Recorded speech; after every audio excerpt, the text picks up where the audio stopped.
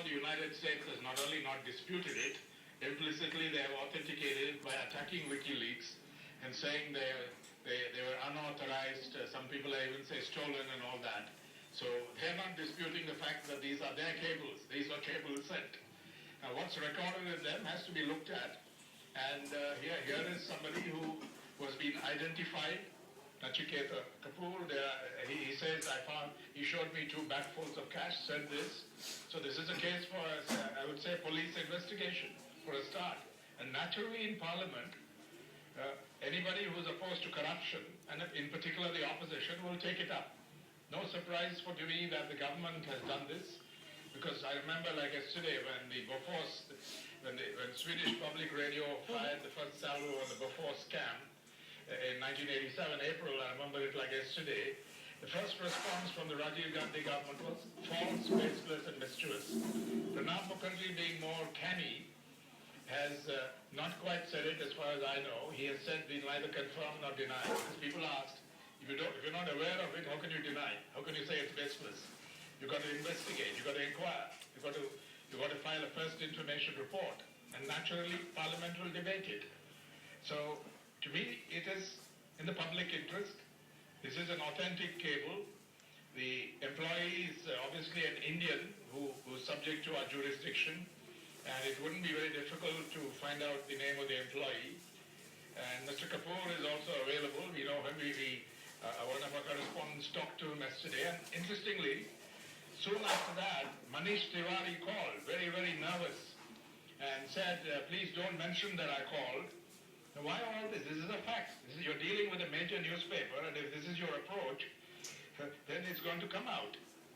Manish Tiwari, I repeat, Manish Tiwari, who got the news from Nachiketa Kapoor, very nervously called and said, what's up, what are you going to do? And we weren't born yesterday, and we're going to give them the whole story because this is authentic. This is an authentic cable, and it's a matter that must be investigated. How do you, Mr. Ram, substantiate the contents of these leaks? Yes, there were certain dispatches being made by US diplomats working in Delhi to Washington, but how do we know that these cash for votes leaks are genuine? They could also be fabricated. It's not known yet, and therefore the government is saying we can't really order an inquiry or look at anything because we don't know the veracity of these particular leaks, sir. Well, the government doesn't have, if they want to order it, somebody can go to a court and ask for a criminal investigation. Courts have that power, and I have very little doubt somebody is going to do that. And then it's for the matter, then the matter goes into the hands of the judiciary, and let us see. But our job as media and as journalists is to verify that this was a real cable. And then, of course, you weigh all sides and you put it out so that people are coming out. How have you verified, Mr. Ram, that this is indeed a real cable? How have you as an editor verified that this is a real cable? Because I know we have a clear understanding with Wikileaks, and if anyone has followed what's happening around the world, nobody so far has disputed the authenticity of a single cable in that whole cache which came out. We're talking about 300 million words in what's known as Cablegate, and I've already revealed that the India cables, the India cache, is about, the word length is about 30 million, and we're talking about 5,100 cables here. And I can bet that not a single one is going to be fall by the wayside, because it is authentic. The Americans have said so. For all practical purposes, the U.S. government has said so. Nobody has disputed it. Otherwise, you think the U.S. government will keep quiet for a minute? It'll come out and say, this is false, this is baseless, this is a forgery. That's not what we say. Mr. White exists. You can ask Mulford. I don't know whether he'll speak. I don't know where he is. You can ask others.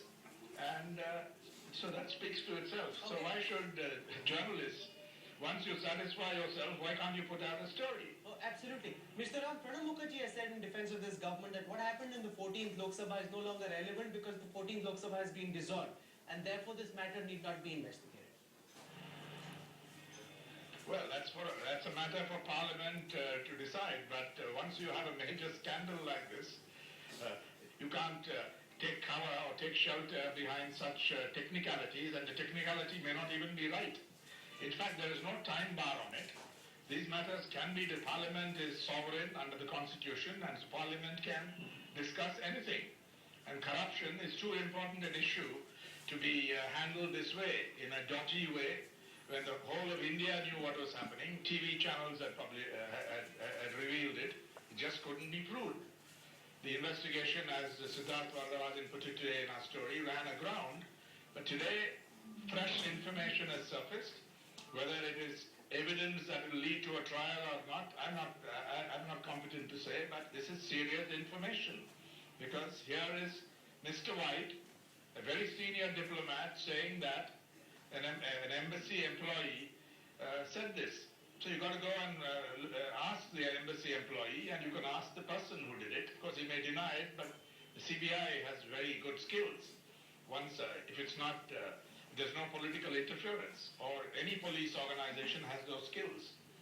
So this is a matter that must be investigated, and the truth, whether it can lead to anything, that's not my concern. Okay, you've been looking, Mr. Ram, at all these dispatches very, very closely.